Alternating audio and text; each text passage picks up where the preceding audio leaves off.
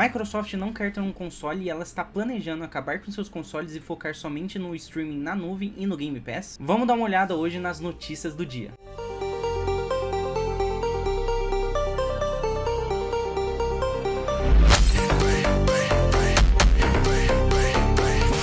Fala galera, aqui é o Crazy e você está no Crazy Game e vamos para as notícias de hoje. Galera, o ex-líder da Xbox, Peter Murray, um dos ex-líderes da divisão de videogames da Microsoft, estava falando, sobre a sua carreira na indústria e fez alguns comentários sobre a Microsoft, sobre como está o estado da indústria desde que ele saiu e quais são os pensamentos agora da Microsoft. E segundo a notícia, ele disse aqui, ó: olha, eu já disse antes e sem dúvida eu encorajei a luta, pois penso que os jogadores adoravam ver Xbox contra PlayStation, até talvez sobre a Nintendo, e penso que foi a maré que levantou todos os navios. Mas se a Microsoft tivesse a opção de não criar um hardware, eles criariam? Não, eles ficariam encantados se pudessem ser uma entidade com vários milhares e milhões de jogos a entregar conteúdo diretamente para sua televisão em qualquer um dos videogames. Então essa seria a ideia da Microsoft. Isso dá a entender ainda mais depois das estratégias que a Microsoft tem tomado, que a ideia dela seria realmente finalizar os videogames, parar de produzir videogames e começar a produzir somente jogos e streaming em nuvem com o Game Pass e seu serviço de assinatura, o que seria uma coisa muito preocupante, porque se a gente tira a Microsoft do mercado,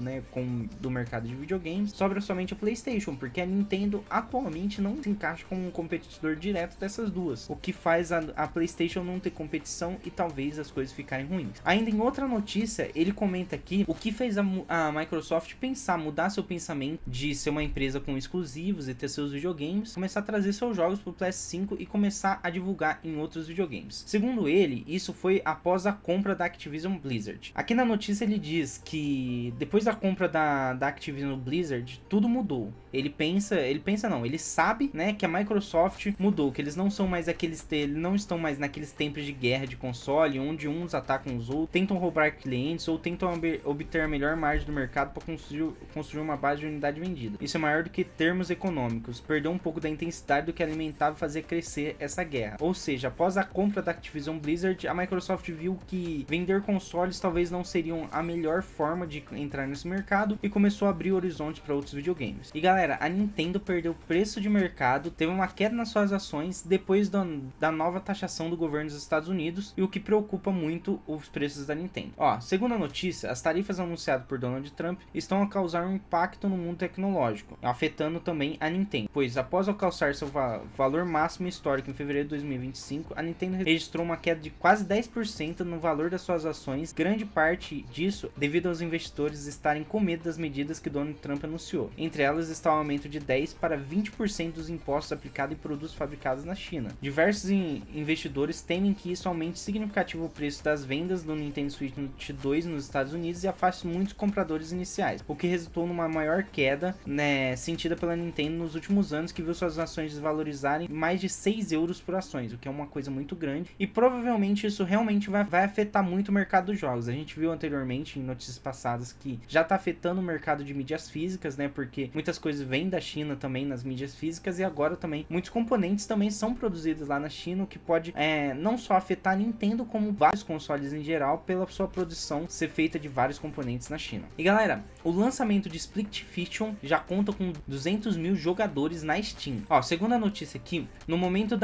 que eles estavam escrevendo, o jogo já contava com 76 mil pessoas que estavam jogando Split Fiction na Steam, mas o pico de jogadores simultâneos foi de 197 mil jogadores, número de jogadores que conseguiu superar até It Takes Two, que registrou 71 mil jogadores online simultaneamente na Steam, o que é um grande feito para Hazelight, que é a empresa que fez o It Takes Two e também o Split Fiction. Porém, ainda assim, por mais que esse jogo ainda tá batendo o recorde de jogadores simultâneos da empresa, ele ainda está abaixo de It Takes Two nas críticas, sendo um jogo com uma média de avaliação de 93,49%, enquanto It Takes Two está em uma média de 94,02%, o que seria uma média até que razoável para um jogo que acabou de lançar. Porém, como ele já está batendo recordes, eu acredito que ele vai ficar acima das críticas muito em breve de It Takes Two, que também é um jogo maravilhoso, e a empresa conseguiu acertar mais uma vez na sua gameplay no seu jogo de lançamento. E galera, para finalizar, temos uma notícia que eu acho que não é tão interessante, mas Resident Evil está nas mãos da Sony para um novo filme live action e já está agendado para 2025. 2026. Ó, segundo a notícia, as companhias como Warner Bros, Discovery, Netflix e a Sony mostraram interesse em adquirir o roteiro escrito por Zack Cregger, o escritor e diretor de Barbarian, para reiniciar o universo de Resident Evil nos cinemas. E agora foi revelado que a Sony ganhou essa corrida. O próximo filme de Resident Evil